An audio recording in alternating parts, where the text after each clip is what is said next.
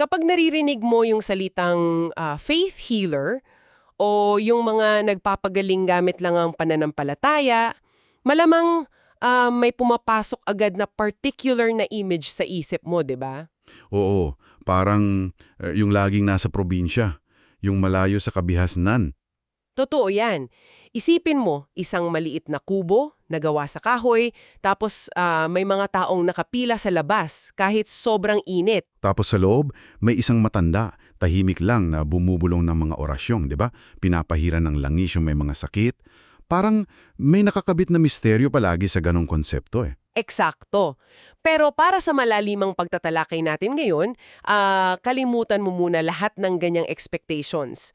Kasi yung mga documents, mahahabang audio transcripts, at social media posts na susuriin natin ay galing sa isang nagpapakilalang mensahero ng Diyos na sobrang layo sa imaheng iyon. Ibang-iba ito sa nakasanayan natin. Grabe, ibang-iba talaga. Ang pangalan niya ay Narciso Olalo. At hindi siya nagtatago sa bundok, nandito siya sa YouTube, super active sa Facebook, tapos regular pa siyang gumagamit ng Zoom para kausapin yung mga followers niya. Ito yung tinatawag nating digital evolution ng pananampalataya eh. Kumbaga, dati kailangan mong maglakad ng ilang araw para lang makita yung propeta. Ngayon nasa bulsa mo na lang siya kasama ng mga Facebook notifications mo. Oo nga eh. At heto ang isang detalye na talagang nakapagtayo ng balahibo ko nung binabasa ko yung mga sources natin. Para sa iyo na nakikinig ngayon, ang araw na inilabas yung pinakabagong material niya ay eksaktong ngayon, Linggo, Abril 26, 2026. Wait, ngayon mismo? Ngayon mismo, bakit natin ito ina-highlight? Kasi base sa isang Facebook post na nandito sa stack ng sources natin, nakatakda siyang magbigay ng isang napakahalagang paliwanag tungkol sa panaginip niya via Zoom ngayong araw na ito. Eksaktong 9:00 ng umaga, oras sa Pilipinas. Grabe, ibig sabihin habang ginagawa natin itong usapan natin o habang pinapakinggan mo ito, posibleng live siyang nagsasalita at nakikipag-usap sa mga tagasunod niya. Nakakaloka, di ba? Pero bago tayo tuluyang mag-dive sa mga katuro niya, kailangan muna nating ilatag yung rules of engagement natin para sa pagtatalakay na ito. Oo, napakahalaga niyan kasi yung mga materyales ni Olalo na hinihimay natin ay naglalaman ng mga mabigat na pahayag. Sobrang bigat. May mga matinding akusasyon siya laban sa simbahang Katoliko, tapos marami siyang direktang binabanggit ng mga politiko at mga isyung pambansa. Kaya bilang mga gabay mo sa usapang ito, lilinawin namin hindi tayo nandito para kumatig, sumuporta o bumatiko sa anumang paniniwalang babanggitin natin. Wala tayong pinapanigan dito, maging sa kaliwa man o sa kanan ng politika o sa laban ng iba't ibang doktrina. Nandito lang tayo para himayin yung mga nakasulat. Tama. Gusto lang nating unawain kung paano niya binubuo yung mensahe niya at kung anong klaseng psikolohiya yung ginagamit niya para makahatak ng mga tao. Okay, himayin natin ito. Para masundan mo itong napakakomplikadong mundo ni Narciso Olalo, hahatiin natin sa 3 bahagi. Una, yung pundasyon niya, yung pagbuo niya sa sarili bilang instrumento daw, at yung tinatawag niyang power of mind. Tapos, Pangalawa, titingnan natin kung paano niya ginagamit yung kapangyarihang iyon para direktang bumangga sa simbahang Katoliko. At ikatlo, yung pinakadelikado, yung paghalo niya ng profesya sa politika at yung babala niya sa mga hindi naniniwala. Magandang dalo yan. Magsimula tayo doon sa personal na pagkakakilala niya. Kasi kung titingnan mo yung mga unang pahina ng sources natin, may isang nakakagulat na dokumento doon eh. Nakita ko iyon. Isa siyang tila curriculum vitae o CV. Nakakita ka na ba ng propeta na namimigay ng CV? Hindi pa, to be honest. Kakaiba siya. Dito sa dokumentong ito, nagpapakilala siya bilang number 1 instrument na pinili daw ng Diyos. Oo, at ang pangunahing idinidiin niya, kaya daw niyang magpagaling, gamit lang ang boses niya. At ito nga yung palagi niyang hina-highlight. Ginagawa niya ito nang walang hinihinging kapalit. As in, ni isang sentimo, wala. Alam mo, yung pagtanggi sa pera sa simula, isa yang napaka-epektibong paraan para mag-build ng kredibilidad. Sa panahong ang daming scammer, yung taong nag-aalok ng libreng tulong ay mabilis makakuha ng tiwala. May point ka dyan, nawawala agad yung pagdududa eh. Eksakto. Pero hindi lang sa libreng panggagamot umikot yung CV niya. Sinasabi niya rin na binigyan daw siya ng Diyos ng tinatawag na power of mind. Power of mind, paano daw nagwo-work yun? Ayon sa kanya, kapag tiningnan ka niya o nakausap, nababasa niya yung buong buhay mo. Nakikita daw niya yung mga nakatagong kasalanan kahit pa ng mga matagal ng patay. Tapos, nakakapanghula din daw siya ng hinaharap. Grabe, ang bigat ng mga claims na iyan. Dito na magiging sobrang interesante ang lahat. Kasi isipin mo, kung ikaw binigyan ng ganyang klasing banal na kapangyarihan, saan mo gagamitin? Baka sa ospital, di ba? Oo, para magpagaling ng marami. O kaya para pumigil ng mga krimen. Tama. Pero may isang napakahabang kwento sa transcript niya na talagang napahinto ako. Ikinukwento ni Oblalo kung paano niya ginamit itong power of mind niya sa loob ng isang kasino. Wait, seryoso? Sa kasino talaga? Parang ang labo naman ata nun para sa isang propeta. Literal na sa kasino. Ibinida niya pa na tumama daw siya sa numerong 37. Tapos inadjust niya ng konti sa kwento niya. Sabi niya 36 din daw. Habang sunod-sunod yung panalo niya sa roulette, naramdaman daw niya na may tao sa likod niya. Yung supervisor ba yun? Oo. Paglingon niya, supervisor pala ng kasino na nagmamasid at nagtataka kung bakit hindi siya natatalo. Hindi na daw sila nag-usap, pero kinabukasan, nalaman na lang niya na naban na siya ng tuluyan sa kasino na iyon. Wow! 'Di ba? Parang itong eksena sa pelikula. Kung ako yung makakarinig nito, ang iisipin ko, baka nagbibilang ng baraha o gumawa ng eksena kaya napaalis. Paano niya naiikot yung ganitong nakakahiyang insidente para maging patutunay ng pagiging sagrado niya? Ang nakakabilib na bahagi rito ay kung paano ito gumagana sa sikolohiya ng mga followers niya. Para sa atin, palusot yon. Pero sa kulto ng personalidad niya, ito yung tinatawag nating micro-evidence. Micro-evidence? Paano iyan? Kumbaga, hindi niya kailangang maghiwa ng dagat para mapatunayang may kapangyarihan siya. Gagamit siya ng mga maliliit at napaka-personal na detalye. Yung eksaktong numero, yung pakiramdam na may tao sa likod. Nagbibigay ito ng texture na parang totoo talaga yung kwento. Kaya nagiging kapanipaniwala dahil sa dami ng detalye. Oo. Tapos, i-reframe niya yung pagkakaban niya.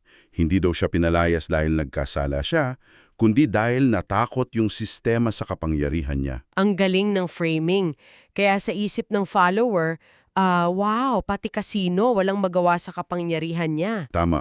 Yung rejection ng lipunan ay nagiging patunay pa na dala niya yung banal na katotohanan. Kaya pala hindi niya tinatago, ipinagmamalaki niya pa. Bale, nakumbinsi na niya yung mga tao sa kapangyarihan niya.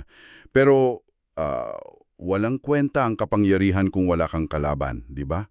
Dito papasok yung pangalawang bahagi natin. Yung pag-atake niya sa mga institusyon, lalo na sa simbahang Katoliko. Oo. Pero bago tayo pumunta sa mismong atake, may tinuturo siyang formal na doktrina. Yung tinatawag niyang 3Ps. Paniniwala, pagbabago, at pagsisisi. At yung paniniwala, hindi lang basta kay Jesus Christ yan. Kailangan maniwala din sa Kanya bilang kasangkapan, di ba? Eksakto, sa pilitan na siya yung tanging instrumento. Ngayon, kapag hindi ka sumunod sa 3Ps na ito, lalo na kung ikaw ay simbahan, nagiging target ka. Dito na natin pag-uusapan yung panaginip niya noong Abril 22, 2026. Ito yung panaginip na ipapaliwanag niya sa Zoom ngayong araw, tama ba? Oo, ito yun. Ayon sa Facebook post niya, nakita niya daw sarili niya sa panaginip na nasa loob ng isang malaking simbahan. Nagsasalita yung pare, tapos biglang inobliga ng pare ang lahat na maglabas ng pera. Eksaktong 50 pesos daw. 50 pesos. May specific na halaga pa ha. Hindi daw donasyon yan. Hindi daw. Obligasyon daw. Tapos, narinig ni Olalo ang Diyos na bumulong. Kita mo, pinagkakakitaan nila ang Diyos. Kaya hindi siya nagbigay at dahil sa kanya, kalahati ng simbahan hindi rin nagbigay. Ano nangyari doon sa pare? Nagalit daw ng husto yung pari, tinuro siya tapos nagbanta na ang sino mang kumokontra, parurusahan at niyayantok hanggang mamatay. Grabe yung manipulasyon doon sa kwentong yon. Pansinin mo yung halaga, 50 pesos. Bakit hindi 1,000? Kasi ang 50 pesos ay madaling ma-imagine ng ordinaryong tao. Ito yung pambili ng bigas eh. Oo nga no, sobrang relatable. 'Di ba? Kapag sinabi mong kinukuha ng simbahan yung huling 50 pesos ng mahirap, nag-aapoy ka ng isang napaka-visceral na galit sa mga tagasunod mo. Para siyang gumagawa ng hostile corporate takeover, sinasabi niyang nakakalason yung leading brand na simbahan at hindi lang sa panaginip yan. Sa mga transcript niya, tinatawag niyang impostor at pretenders yung mga pare. May nabanggit din siya mga kaso doon, 'di ba? Oo, inaakusahan niya na maraming nakatambak na kaso ng rape at pangmumulensya yung mga pare. Pero pinapayagan pa ring magmisa. Tapos, isinama pa niya yung kwento tungkol sa isang lalaki na pinangalanan niyang Oscar. Sino naman si Oscar? Ayon kay Ulalo, pinakialaman daw ni Oscar yung mga gawain niya. Binalaan niya, pero hindi nakinig. Ang nangyari, namatay daw ng maaga si Oscar. At sa broadcast niya, tahasang sinabi ni Ulalo na si Oscar ay sunog na sa impyerno. Direkta siyang naghuhusga kung sino mapupunta sa impyerno. Kaya ano ba talaga ang ibig sabihin nito? Bakit kailangan niyang atakihin ang mismong institusyon sa ganitong katinding paraan para lang maitaguyod ang mensahe niya? Kung ikokonekta natin ito sa mas malaking larawan, ito yung tinatawag na monopolization ng kaligtasan. Klasikal na galawan niya ng mga nagpapakilalang propeta. Para saan? Kailangan niyang sirain yung tiwala mo sa labas ng grupo niya. Gagawa siya ng use versus them na mentality. Pag inakusahan na niya ng matitinding krimen ang simbahan, sinasabi niya na, ako lang ang malinis, wala akong kinukuhang 50 pesos sa inyo. Kaya pala bumabalik tayo dun sa CV niya. Kino-contrast niya yung sarili niya dun sa pare. Tumpak, pinuposisyon niya ang sarili niya bilang taming ligtas na lugar at yung kay Oscar na sunog na sa impyerno. Sandata na yun. Sinasabi niya na mangyayari din iyan sa inyo kapag kumukontra kayo sa akin. Gumagawa siya ng napakataas na bakod. Ligtas ka sa loob, sunog ka sa labas. Pero hindi siya tumigil sa simbahan. Dito na papasok yung ikatlong bahagi natin. Mula sa relihiyon, itinawid niyang impluwensya niya papunta sa politika. At dyan, nagiging sobrang mapanganib ang sitwasyon. Pag hinalo mo ang panatisismo sa lagnat ng politika sa Pilipinas, grabe ang epekto niyan. Totoo, bisa sources natin, inaangkin ni Ulalo na nahuhulaan daw niya yung mga pangyayari sa politika bago pa mangyari. Naulanan daw niya ang pag-upo ni dating President Duterte, pati yung kinahinatnan ni De Lima sa Bilibid. Pati nga daw yung mga personal na trahedya sa pamilya niya eh. Kanila, mga demonyo at lawbreakers. Tumatanggap daw ng limpak-limpak na pera para isulong yung impeachment laban kay Sara. Matatapang na salita iyan. Sobra. Tapos panay ang papuri niya sa Davao. Binabanggit niya rin sina Lacson, Soto, Marcoleta at isang nanggangalang Luis. Ulitin lang natin ha. Sinasabi natin ito ng walang kinikilingan. Nire-report lang natin ang nakasulat. Pero bakit kailangan pang makialam sa impeachment ang isang faith healer? Kasi isa itong halimbawa ng paggagawad ng kabanalan sa isyung panlipunan. Pag tinawag mong demonyo yung kalaban sa politika, inaangat mo yung laban. Hindi na ito simpleng debate. Labanan na ng langit at impyerno. Eksakto. Sa utak ng follower, kasalanan na sa Diyos kung makikipagkompromiso ka sa kabilang partido. Ginagawa niyang sandata ang relihiyon para sa politika. Kaya pala may mga babala siya na parang katapusan na ng mundo. Sa mga dokumento natin na may title na Striking Statements at Pag Hindi Maniniwala, puno talaga ng banta. Ano ba yung pinakamatinding banta niya doon? Sabi niya, Yung mga hindi naniniwala, ipapaubaya na lang daw sa Diyos. Tapos kapag dumating na yung mga lindol at sako na sa Pilipinas, at tsaka ka lang maniniwala, huli na ang lahat. Grabe yung pananakot, no? At heto ang pinaka-nakakagulat na imahe. Basta umabot sa ganitong pagbabanta. Nag-iwan ito ng isang mahalagang katanungan tungkol sa kung paano niya maintain yung control. Yung limon sa impyerno, parang ang absurd pakinggan. Oo, mapapatawa ka nga minsan eh. Pero pagdating sa psikolohiya, mas tumatatak sa utak yung mga ganyang graphic na imahe. Ang takot yung pinakamalakas na pandikit sa isang kulto. Pinapagana nito yung tinatawag nating confirmation bias. Paano nagiging confirmation bias yung banta ng bagyo o impyerno? Isipin mo, follower ka, natatakot ka. Ngayon, nagbabala siya na paparusahan ng Pilipinas. Kinabukasan, may malakas na bagyo or may gumuho na tulay. Sasabihin ng mga hindi follower, climate change lang yon. Tama. Pero ikaw na follower, ang iisipin mong ayan na, parusa na ito ng Diyos dahil hindi kayo naniwala kay Brother Olalo. Ginagawa niyang ebidensya ang bawat trahedya. Wow! Closed-loop system siya talaga. Kahit anong masamang mangyari sa mundo, nagiging proof na tama siya kasi lagi naman may sakuna. Eksakto. Kaya laging confirmed yung paniniwala ng mga tagasunod niya. Gabi, yung deep dive natin para sa araw na ito. Nagumpisa tayo sa isang CV na isumite sa Diyos para sa power of mind na nagpaban sa kanya sa kasino.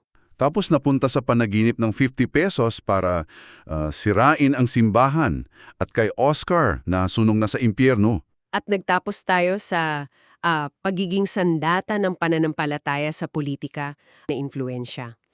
At bago kita iwanan mayon, may gusto akong ipag-isipan mo. Dati, yung mga ganitong leader, kailangan magtayo ng compound sa probinsya para mahiwala yung followers sa labas ng mundo.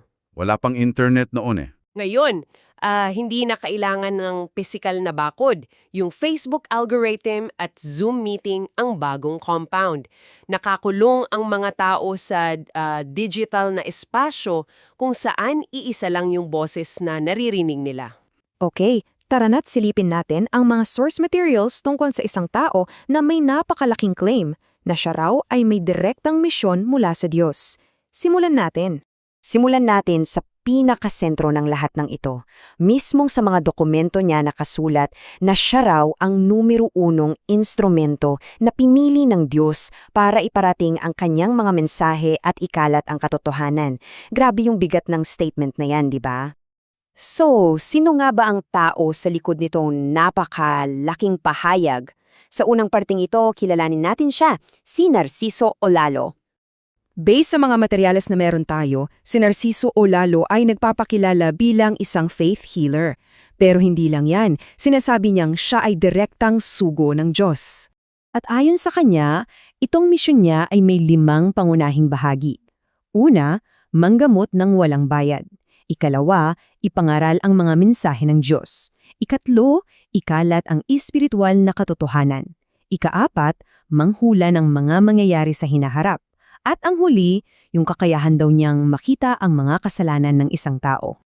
Ngayon, ang tanong, paano niya raw nagagawa ang lahat ng yan? Dito na pumapasok yung konsepto na tinatawag niyang power of mind. Ano ba itong power of mind? Well, ayon sa mga sinulat niya, ito raw ay isang banal na regalo, isang gift na nagbibigay sa kanya ng abilidad na makita ang buong kwento ng buhay ng isang tao, ang mga kasalanan nila, at eto pa, pati raw kasalanan ng mga patay na. At para mas klaro, ito mismo ang sinabi niya sa isang source. Alam ko kung anong nasa isip ninyo pag nakaharap ko kayo. Imagine niyo yon, no? Gaano kapersonal ng kapangyarihan na sinasabi niyang meron siya. At hindi lang daw yan basta pagbasa ng isip. Sinasabi niya na ginamit niya raw itong kapangyarihan para mahulaan ang mga resulta sa politika, gaya ng pagkapanalo ni Duterte, at pati na rin para makita ang mga personal na trahedya bago pa man mangyari. So ano naman yung mismong mensahe na dala niya? Nakasummarize ito sa tinatawag niyang 3 P. Ito raw yung gustong ipagawa ng Diyos sa mga tao. Simple lang daw itong 3 P. Una, pagsisisi sa mga kasalanan. Pangalawa, pagbabago ng buhay. At pangatlo, paniniwala. yung lubos na paniniwala sa Diyos at sa Kanya bilang sugo. At para patunayan na galing daw to mismo sa Diyos, ito raw ang eksaktong mensahe na nakuha niya noong 2013. 3 lang ang kailangan ko sa tao, pagsisisi, pagbabago, at lubos na paniniwala. Pero hindi lang puro pangangaral lang misyon niya. Meron din itong side ng konfrontasyon, lalo na laban sa mga institusyon tulad ng simbahan at maging sa politika. Eto, tingnan natin itong halimbawa. Isang Facebook post niya kung saan kinuwento niya ang isang panaginip, isang mensahe raw tungkol sa isang pare na humihingi ng 50 pesos na donasyon. Parang direktang patama ito sa paniningil ng simbahan, di ba? At kapag sinabi kong direkta, as in walang preno, etong sinabi niya tungkol sa mga pare. Kampon kayo ng kadiliman. Sa impyerno naman na kayo 100%. Sobrang prangka, walang paligoy-ligoy. Nagbanggit pa nga siya ng pangalan. Sabi niya, yung yumaong si Monsignor Oscar Cruz daw, na minsan siyang kinwestiyon, ay sunog na yun sa impyerno. Pagdating naman sa politika, ganun din. Ipinagtanggol niya ang mga figures tulad ni Sara Duterte at ang mga kalaban naman nito, ang tawag niya, mga demonyo. At lahat ng ito, dinadala tayo sa pinaka-critical na bahagi. Ano ba talaga ang nakataya? Ano ang mangyayari sa mga maniniwala at lalo na sa mga hindi maniniwala? So heto ang pagkakaiba ayon sa mensahe niya. Yung mga naniniwala, sila raw ay maswerte at maliligtas. Sa kabilang banda, yung mga hindi, ipapaubayanan na lang daw sa Diyos, pero malalaman nilang katotohanan kapag huli na ang lahat, at may naghihintay daw na impyerno para sa kanila. Para sa mga naniniwala, ito raw ang pangako mismo ng Diyos. Maswerte ang mga taong naniwala sa iyo na ginagamit kitang kasangkapan. Isang mensahe ng biyaya at katiyakan. Pero para sa mga hindi naniniwala, ang mensahe ay isang mabigat na babala, pero huli na ang lahat. Isang paalala na may hangganan ang pagkakataon para maniwala. Dito nagtatapos ang pagsilip natin sa mga materyales na ito, at iniiwan tayo nito ng isang malalim na tanong na pwede nating pag-isipan. Kung ang isang mensahe ay humihingi ng pananampalataya, ano pa kaya ang papel na ginagampanan ng ebidensya?